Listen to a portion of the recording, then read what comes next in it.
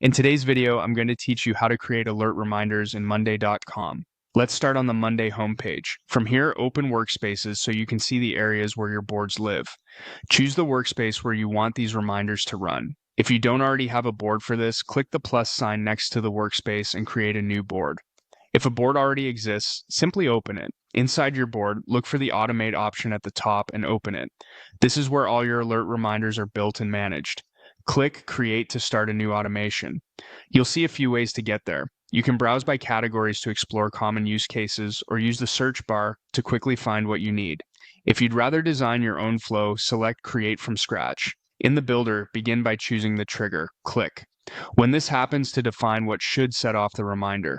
If you're not sure where to start, open the most used section to pick a popular trigger that fits your process, like a status change or a date arriving. Next, set the action. Click, then do this and choose Notify so the automation will send an alert. Confirm the Notify action again to open the setup. Now craft your message. Type a clear, helpful note and personalize it with fields from your board to add context automatically, such as the item name, a date, or a status. This helps the recipient know exactly what needs attention without leaving their inbox or notifications. When your message looks good, click Done.